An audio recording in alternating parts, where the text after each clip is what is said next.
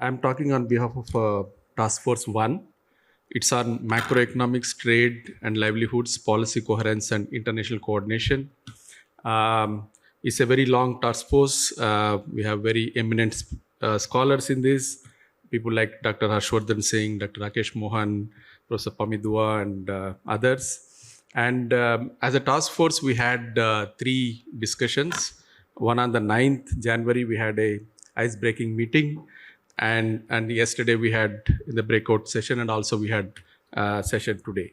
So as you know that these 3 topics are very large, like macroeconomics, trade and livelihoods are 3 different topics altogether. So what we did was we actually broke the whole task force into 3 subgroups. One looking at the macroeconomics, another one looking at the trade, and another one on the livelihoods. The macroeconomics, myself and Dr. Poonam Gupta will be looking at to that. And for the trade, we have Dr. Harshvardhan Singh. And for livelihoods, we requested Dr. Radhika Kapoor to coordinate these issues. And as the Secretariat pointed out, we have raised 3 themes within the subgroup. And for the macro, we had narrowed down on some of the topics. As you know that, all this, there are so many topics have come up in the discussion, but this is only a preliminary themes that we are raising it, but we'll be open to any of the comments from all the other members also. In the macro themes, we had narrowed down on swap lines, the role of foreign exchange reserves, and in fact, if you have seen today's S&P report, it said that, due to the increase in the recent interest rates, the borrowing costs would have increased by 8.6 trillion in the world. So, and I mean, I think that issue becomes very important for G20 nations. And in fact, yesterday, Deepak Mishra also pointed out that the debt levels, both in the advanced countries and EMDs, is increasing. So one of the topics that we thought we should look at is the debt distress and the overall recovery process. And the third theme that we looked at is the fiscal space. Again, somebody's pointed out yesterday, the recovery is still fragile and uneven. And what is the role of the fiscal policies? And is there a fiscal space for addressing the recovery process? And another issue that came up in the discussion is the coordination between the fiscal and monetary policies. Again, have you seen how there was a disconnect between the monetary and fiscal policies in many of the emerging market economies and also in the advanced countries? I think there is a need to look at the coordination between the fiscal monetary, and some members actually raised the issue of central bank independence also. And another issue that came up in the macro theme was the fiscal policy and the climate change. And I think there are some issues are cross-cutting between the task forces, but we would like to look at this particular issue also in this theme. This subgroup is basically, Dr. Poonam Gupta, myself, Dr. Sonobi from ADBI, Dr. Pamidua, and Ambassador Karamuru and Dr. Gulbin will be part of this sub-themes. And on the trade, which Dr. Harshvardhan Singh is leading, there are 3 or 4 main issues that have been brought up.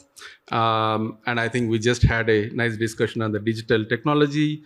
And I think digital trade becomes a very important aspect. So we'll be looking at in this task force as well.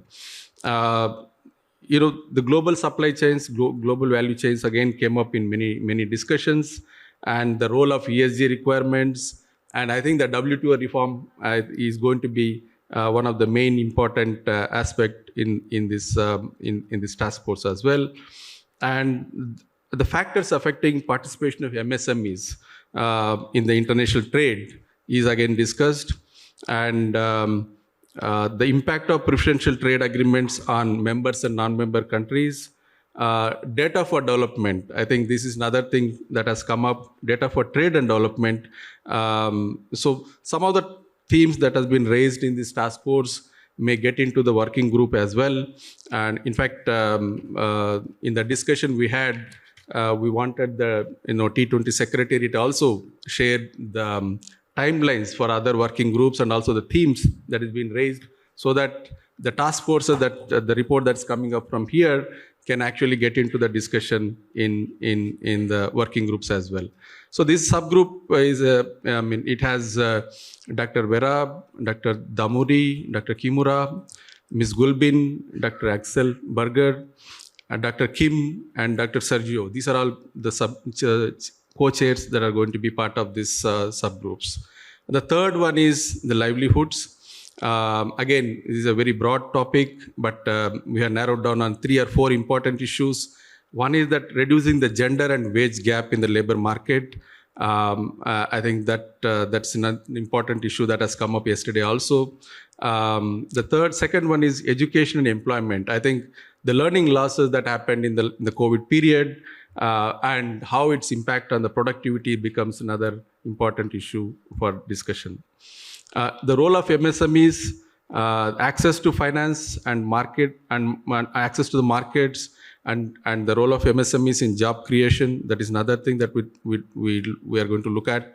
And the future of work. I think this is something that has come up in many other discussions also. So this will be, this group will have Dr. Radhika Kapoor, Dr. Albert Park, Professor Gala. They'll be part of this. And I think Dr. Rakesh Mohan was here. He will be helping us in all the sub-themes. And in terms of papers, as you know that the abstracts are going to be, we have the date up to 17th. Till now, the Secretariat said that we have received almost 80 papers. We are going to work out how to shortlist the papers, looking at, the regional perspective, gender perspective, as well as multidisciplinarity issues. And in terms of the events, right now, there are 2 or 3 events actually planned up. One, I think NCR is going to do as part of their annual India Policy Forum. And Dr. Pamidua has proposed one event at the Delhi School of Economics.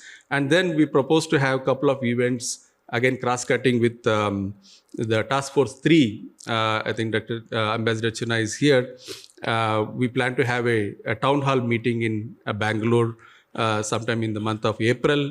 And then with the Task Force 6, we will have another event planned in Bangalore, again in the month of April. So the whole point is that I think one of the important things that has come out in our discussion is that ultimately the policy briefs that we are going to prepare, it has to feed into the working group's discussion. So I think that link we request the T20 Secretariat to establish so that we get a timeline so that we'll be supplying the kind of commentary or the policy briefs to the working group. Thank you so much.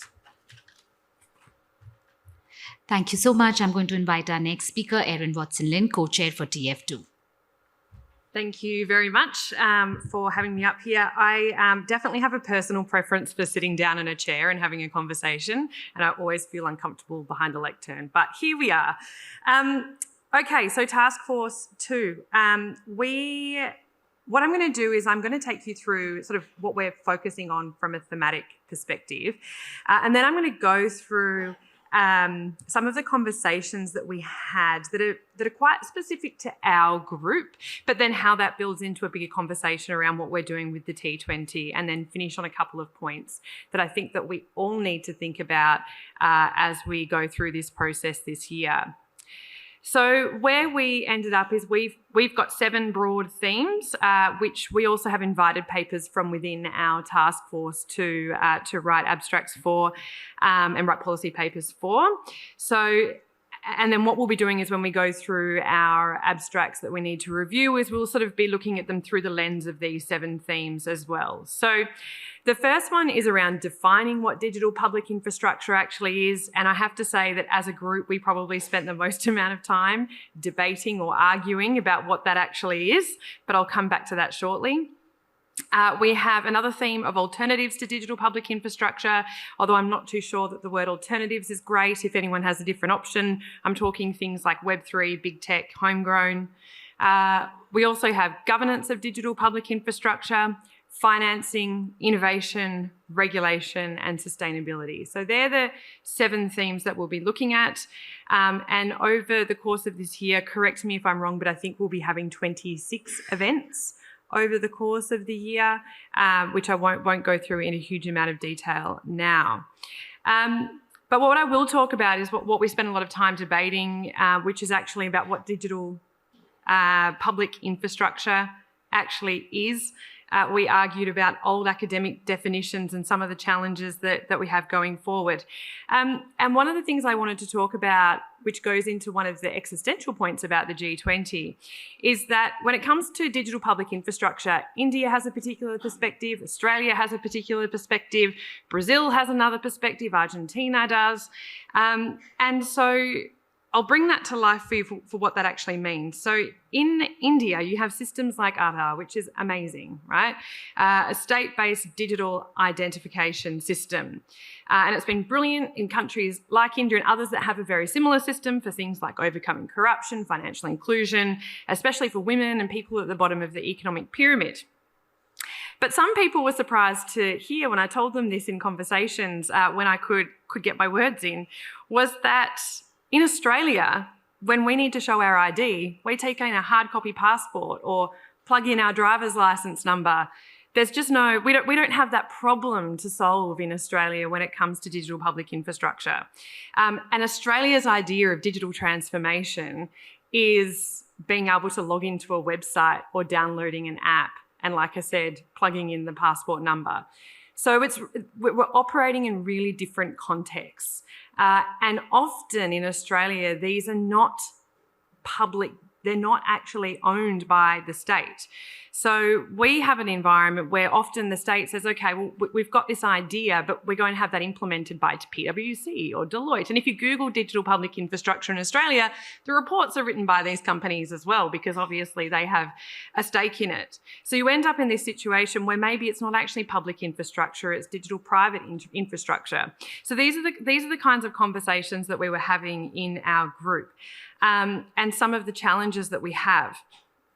And just to add on to that, one of the conversations we had towards the end there was around how if you have digital private goods that the state doesn't have the capacity to implement, we end up privatising the profits and socialising the losses. So when that company says we need a bailout, my taxes bail them out.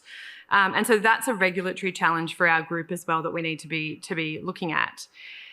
But what I think is really important and something that came through in our group is because of this sort of really diverse situation that we've got when it comes to digital public infrastructure. And if there was an American in the room, it might even be further along the line or along that continuum than Australia. But there's the importance of South-South leadership on some of these issues and obviously that continuity. So with the current troika that we have at the moment with Indonesia, India, Brazil, and then South Africa coming afterward. What are the problems that you need to solve? Because they are different to what we need to solve in Australia. But where do those problems then intersect? And that's where I think that we can reach consensus in a multilateral like G20. So for you, it might be about government-to-person payments. For us, it might be about cross-border data flows. So how do they intersect? Where do they intersect? And then how can we get consensus? On the existential point that I think has come out of this conversation in our task force, but then also the broader conversations over the last 48 hours, there's 2 points. So one is what actually is success this year. So one for the T20, but then therefore each of the task forces. And I think that we're still grappling with that as a task force. So obviously we have our 7 themes that we're going to be looking at issues through. We obviously will have our 3 big ideas that we'll feed through. But where are they going? Is success for the T20 this year getting something up on the leaders' statement, or is it something else? And I don't think that there is a right or a wrong answer there, but understanding what those goalposts are going to really help us target our work. And then the second point is really about going back to the diversity and that's the strength over other multilaterals, particularly say the G7, so what the G20 can achieve through our task force that you can't achieve in the G7. And, that collaboration, that North-South collaboration, the South-South cooperation as well, that's a really key point that I think will be a strong theme throughout our digital public infrastructure task force this year. I think they're all the key points that I needed to make, but thanks everyone, and thanks especially to our working group, or our task force. It is going to be a very productive year. Thanks. Thanks, Erin. If we can have Anita Prakash, co-chair for TF3, on stage now. Thank you very much. Very, very good afternoon to all my friends and colleagues and invited guests here. I'm reporting on the proceedings of the Task Force 3, which we have conducted so far.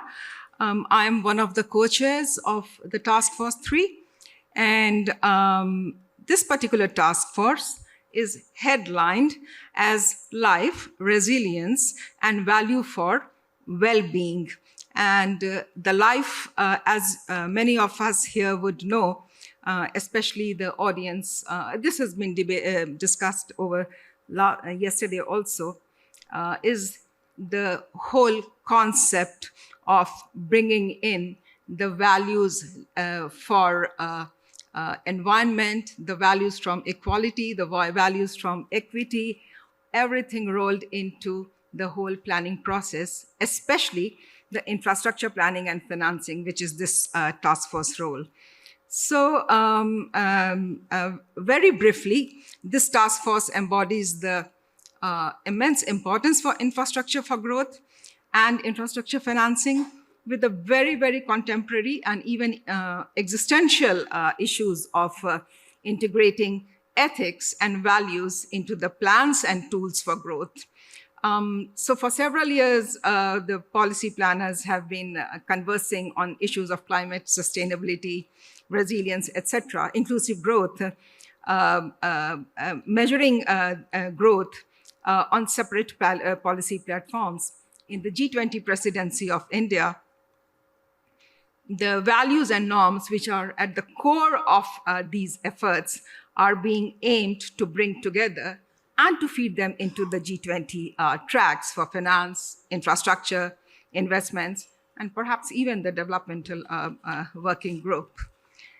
So the task force is divided into 3 sub-work streams for the benefit of layering this very, very integrated yet very important principles of sustainability, ethics, integrity, and infrastructure. So work stream 1 looks at life and promoting sustainable consumption. The members of the task force have opted according to their experience and abilities into the 3 work streams. So in this first work stream, sub-work stream, I should say, we have members such as the eminent Sita Prabhu, Norma Masuri, Sarah, Shashi Prabha Kumar, Shaili Kedia, Sunita Narayan, and of course, our very own Sabyasachi Saha from RIS. The second work stream is about building integrity and ethics. TC James, again, from RIS, a visiting fellow to RIS, Amrita Naralekar, Ashok Khosla, Dr. Balasubramanian, Gladys Lakini, Justin Vyas, Thomas Poge. These are the eminent names that we have as co-chairs in the second work stream. And the third one, catalyzing investments for disaster-resilient infrastructure, cities, and societies.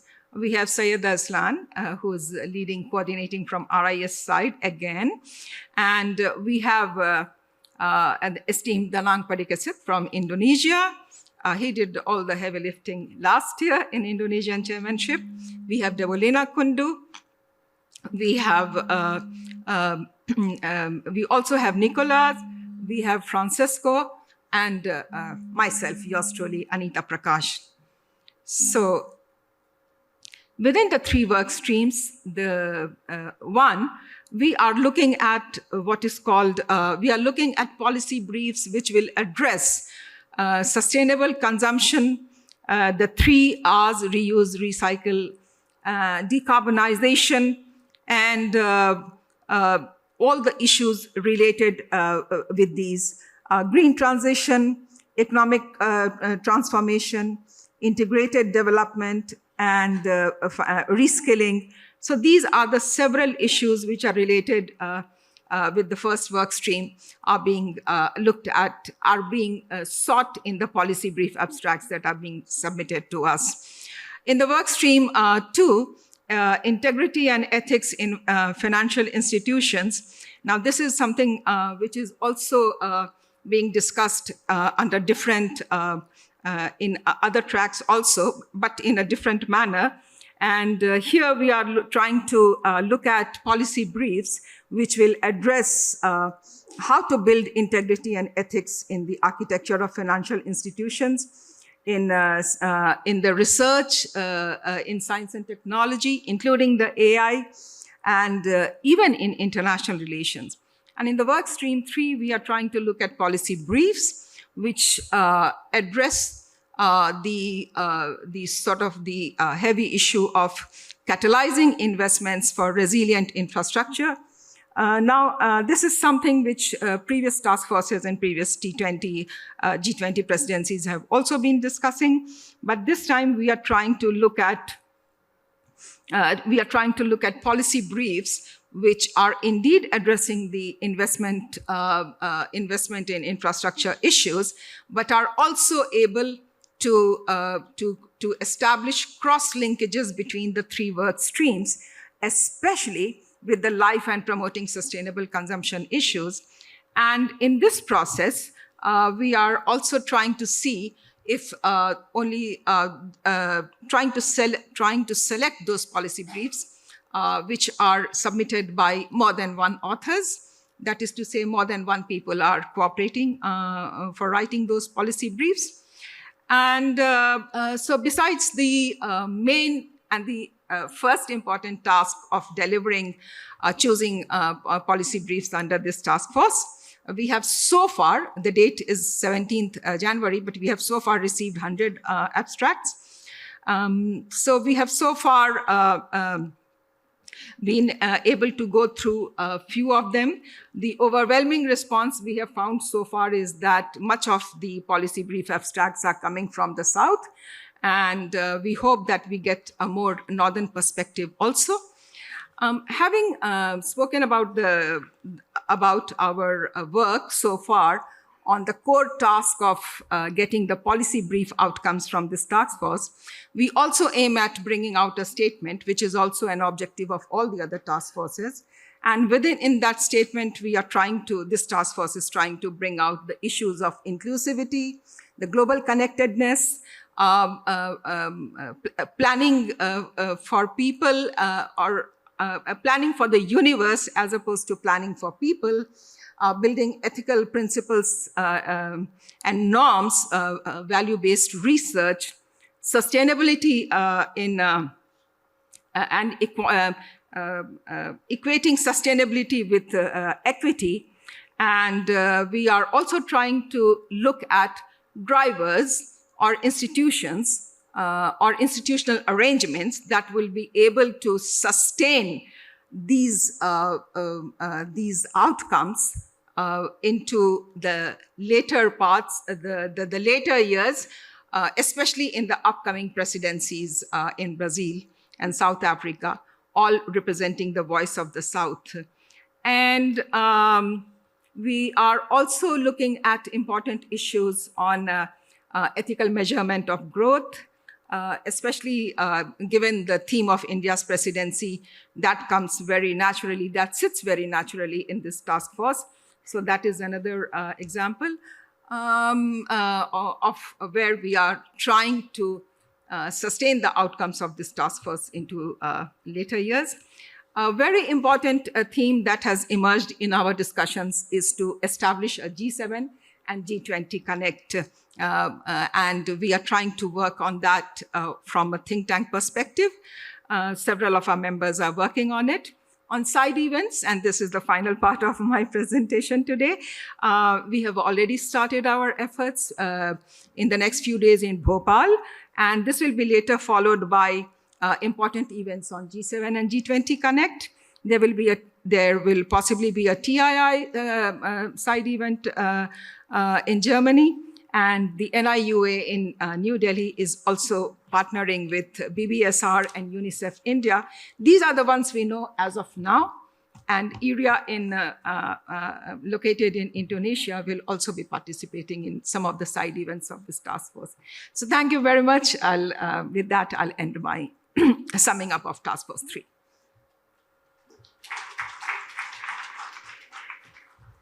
Thank you for that summary. And for Task Force 4, if I can invite Toni, who is co-chair.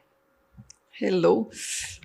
As I know that we are between telling what the working groups, the talk or the task force talked and the lunch, I will try to be short.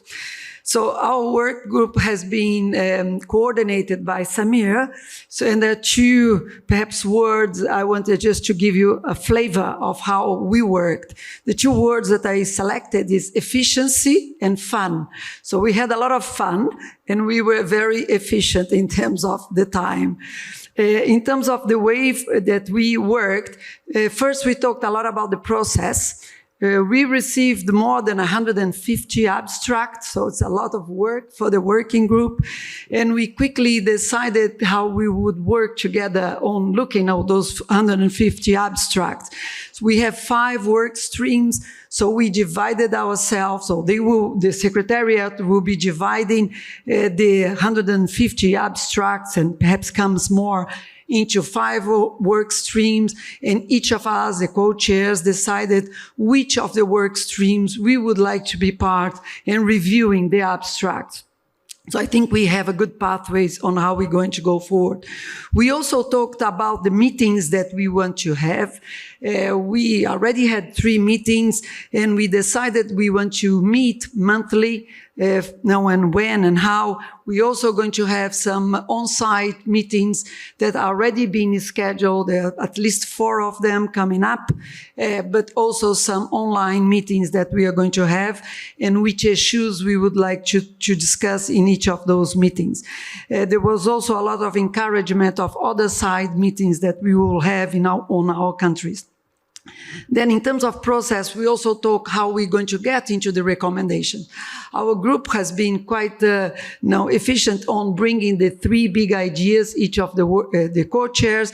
So we had a little chance to review the 3 big ideas of each of us and discuss which consensus we had, just give a little bit flavor for the Secretariat so that they can come up with a draft of the key recommendations of the working group.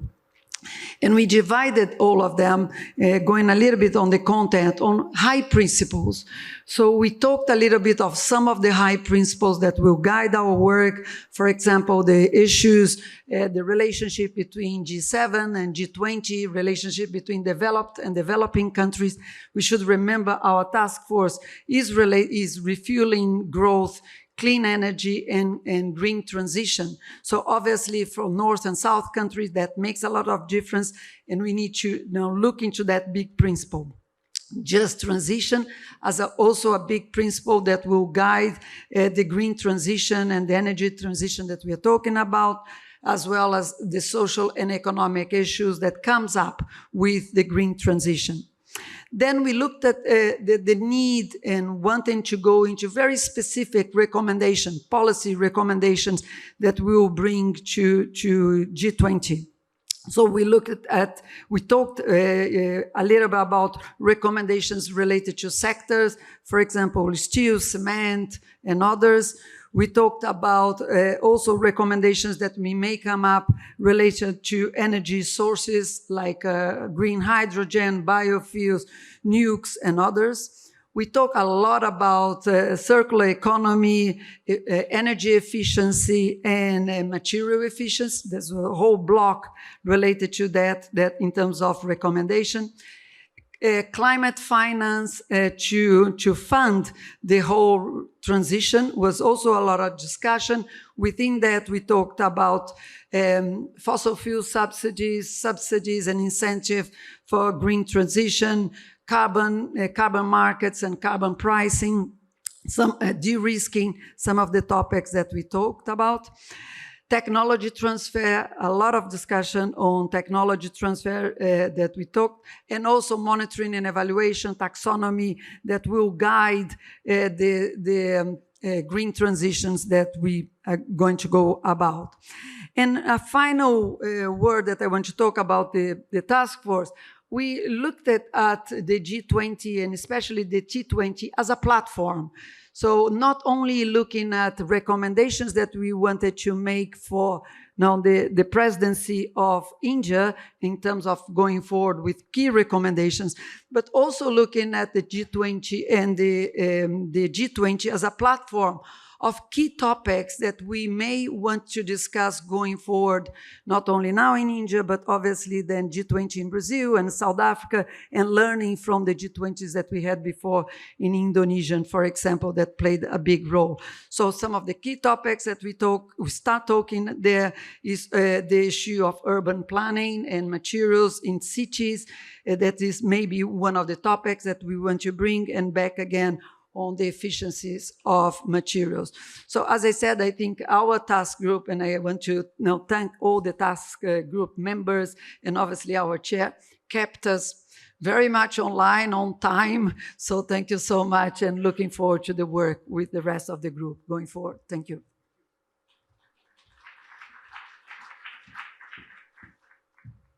Thank you. We're glad to note that the discussions for TF4 were both efficient and fun. If we can have Amar Bhattacharya, co-chair for TF5 next.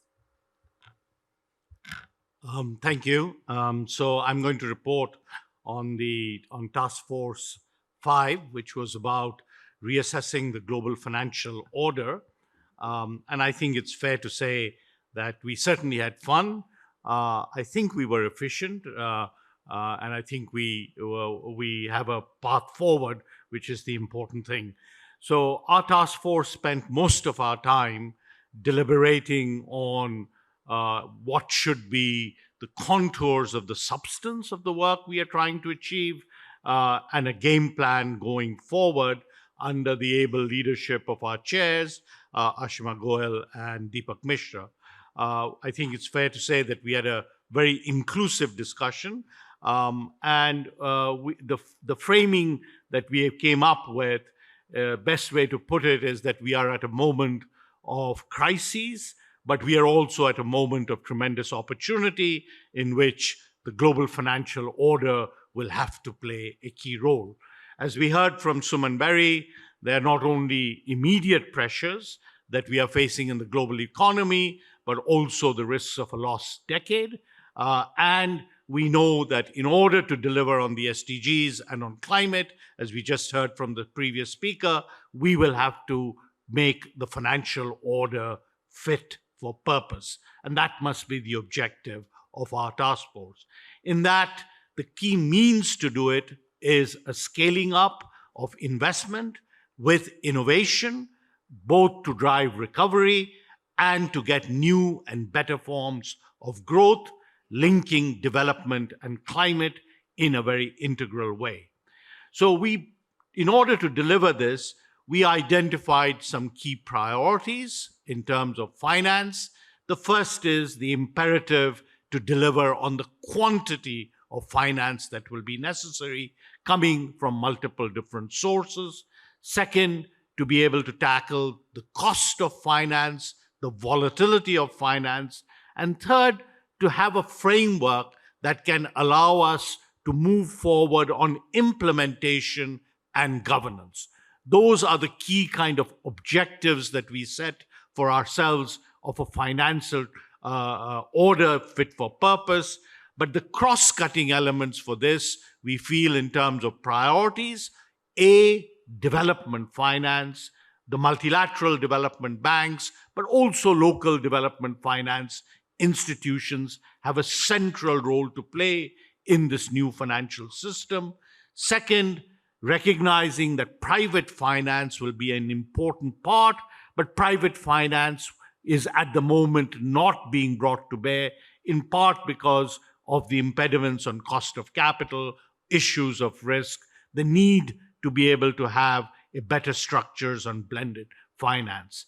Third, we will need to unpack finance in terms of innovative ways, whether that is through SDRs, as we heard, through means, in the climate finance space, whether it is carbon taxes, whether it is voluntary and compliant carbon markets, financial transaction type approaches, harnessing private philanthropy. And finally, the importance at this point in time of debt and debt sustainability, because we will need to take on more debt, but that debt will have to be sustainable. What approaches make sense, and how do we ensure that we are tackling also the immediate constraints that we are facing on debt? Because finance is a means, we will have to recognize that the work of this group will overlap with the other groups, because finance is a way to deliver on many of the other objectives that we just discussed. So we will certainly have to coordinate in terms of thinking about our work and the work of other groups. Next, I would say that in terms of our work program, we recognize that there are going to be a large number of abstracts that have to be aligned with these objectives and the framework that we set. And we also have to see whether there are gaps that have to be filled strategically. And for that, the chair and the co-chairs will take responsibility in terms of making sure that we have a coherent, strategic, and complete work program to respond to the priorities we have set. In terms of side events, we think we should have maybe 3 or 4 side events all around the themes that I have laid out. One which we have agreed on is between the Indonesian T20 presidency and the Indian T20 presidency, with anchored by Bambang Brojonegoro, who was the T20 chair for Indonesia, and that will focus very much on issues of governance, on issues of blended finance, and on some of the themes around taxation and the like, which we would have in Indonesia. We are also planning to partner with EGRO foundations in setting up structures of webinars that can take the messages of the group, identifying, also bringing in key speakers that can contribute to the work of our task force, and we will define some others as we define the work plan. We also intend to stay in close touch with the relevant groups of the G20, in particular the Sustainable Finance Working Group and the International Financial Architecture Working Group. And we look forward very much to engaging with all of the other task forces so that in some sense we are supporting the overall strategic priorities, of course, all under the guidance of Samir and the T20 chair. So that's a report on our group, and really look forward to a very vigorous year of work this year, as the previous speaker said, full of fun and full of results. Thank you. Thank you. If we can have Mr. G.A. Tadas, Chair for TF6, on stage.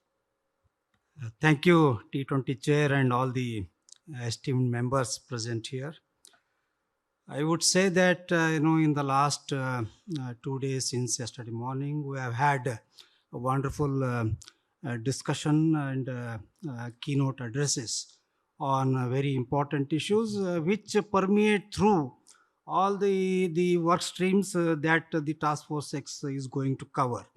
As you see, the Task Force 6 is dealing with accelerating SDGs, and SDGs cover virtually every aspect of the development. whether it is economic development or the social development. So you would find that the strains of the SDGs will be there in the discussion on the whether it is global financial order, or whether it is multilateralism, or whether it is life or values and well-being. So many issues have been raised in the last 2 days. We have taken note of that as a task force team, and we have had discussion yesterday and today among all the task force 6 members. I think for the benefit of all those who are here, I would like to mention the members of the task force 6. As you know, task force 6 is very wide in terms of the issues that are going to be covered, the work streams that are going to be covered. One is on the food security, nutrition, climate smart agriculture.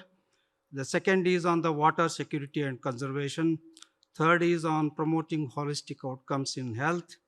Fourth is on preserving biodiversity and blue economy.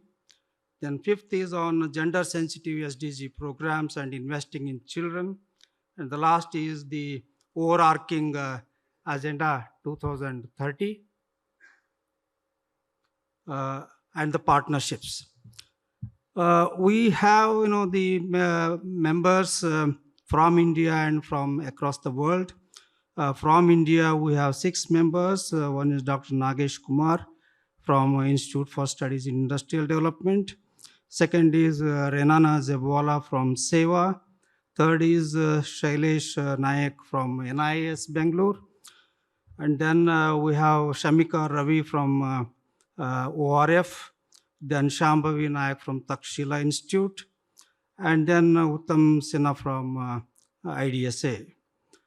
Then from overseas members, we have Bambang from Indonesia, who is around, and then Elizabeth from South Africa, and then Famida Khan from Khatun from Bangladesh, then from Dr. Fabia from Brazil, and Ivan Oliveira from Brazil, and then Dr. Seke from South Africa, Dr. Pamla from South Africa, Dr. Riatu from Indonesia, who was also very active in the T20 process of Indonesia last year.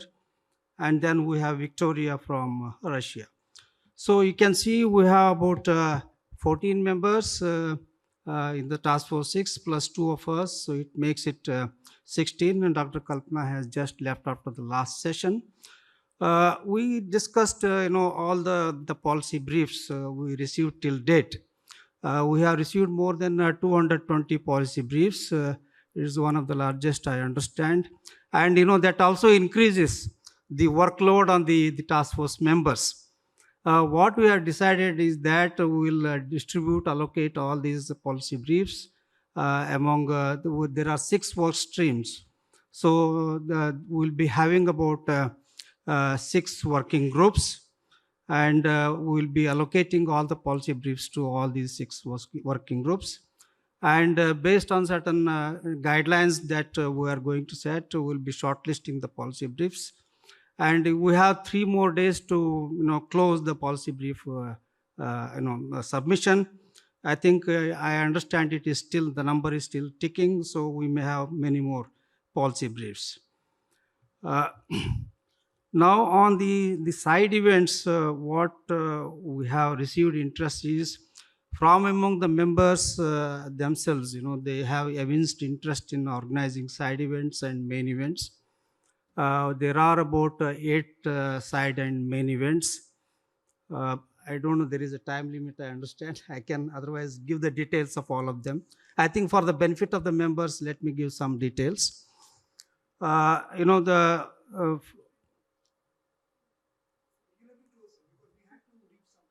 Okay, so I will summarize. We have about 8 to 10 side events and main events which will be organized from the members of the task force. And we have also received interest from other organizations. Like we have from Manipal Academy of Higher Education, who will be interested in organizing events on health-related issues. We have One Health, One World from Singapore, who are interested in organizing a webinar series on the health-related issues.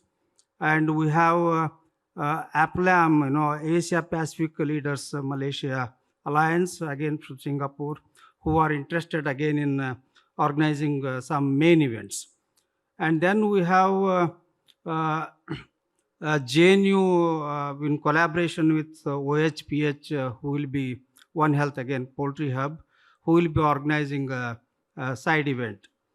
So we have a lot of interests which we are received, and I think it's going to be a very interesting time to come. And I'm sure that with the help of all the task force members, we'll be able to deliver the tasks assigned to us, and we will have an interesting time to come. And many more recommendations are going to come from the deliberations that we are going to have in the time to come. Thank you very much. Thank you. If we can have André de Mello, who is co-chair for TF7. Thanks, Chair. I'll try to be brief. I'm reporting on Task Force 7, which is about towards reform, multilateralism, transforming global institutions and frameworks. Most of our time in the breakout sessions has been spent on substantive discussions, and they were very rich discussions, which had contributions from very different viewpoints. So I'll try to summarize that here. We parted on the premise that multilateralism is something that to be valued, to be preserved, and obviously to be reformed.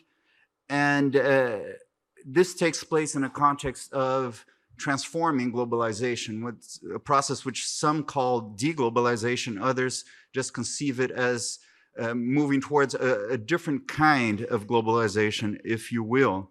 And it's also important to emphasize the focus here is very much on reforming institutions. It's a reformist approach, so to speak, rather than replacing them, even though on some particular issue areas, there have been proposals of creating new institutions, such as when we talk about the UN Security Council. Two issues that have come up repeatedly and that have underlied the entire discussions have been, first, one of inclusiveness, which is closely related to the legitimacy of institutions. So institutions are legitimate by and large, if and to the extent which they are inclusive, excuse me.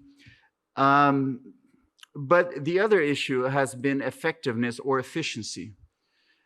And some would argue that there's a trade-off here, that to the extent that you increase inclusiveness, you tend to reduce efficiency because of collective action problems.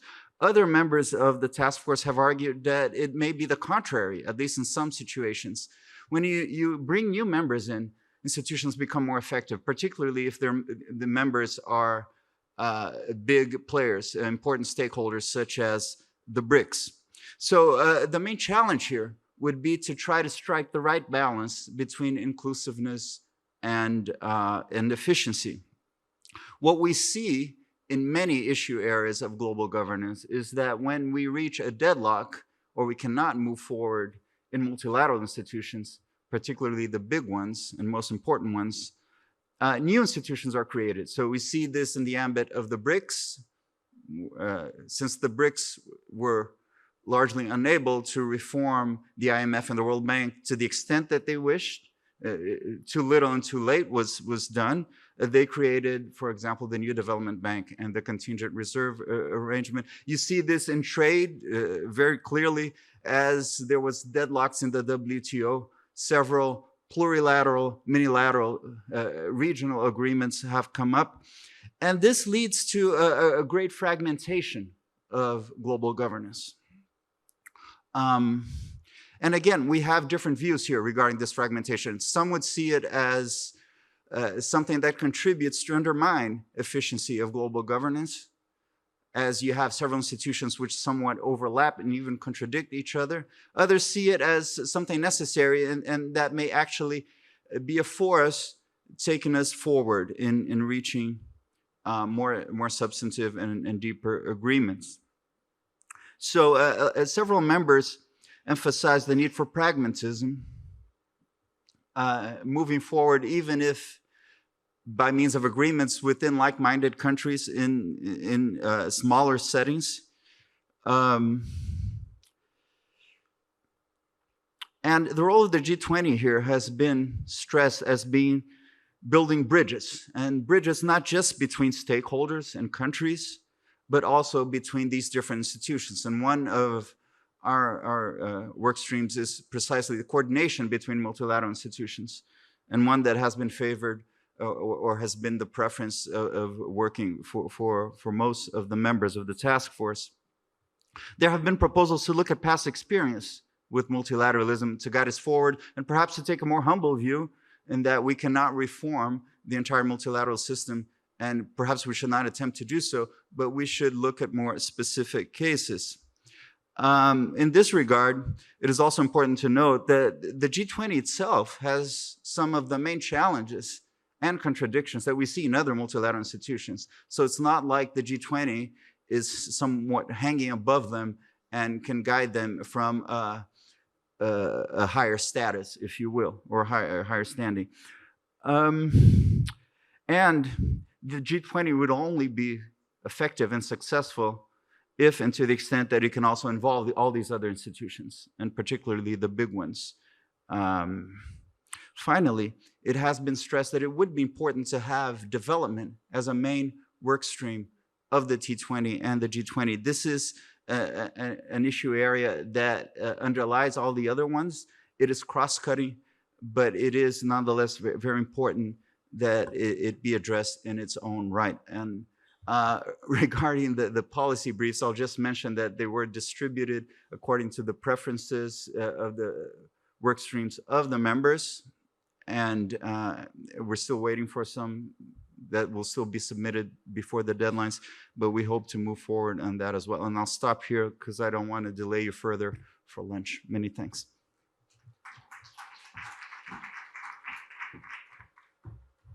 Thank you, rapporteurs, and thank you, task force members. I think we can all take away that the breadth and scope of the discussions in the breakout sessions so far have given the Think20 a head start for the task ahead. I'm now going to invite Ambassador Sujan Chenoy, who's chair for T20 India Core Group and Director General of IDSA, to deliver the closing remarks, and he will also be giving us a short overview of the meeting of the International Advisory Board that happened on the sidelines of the conference.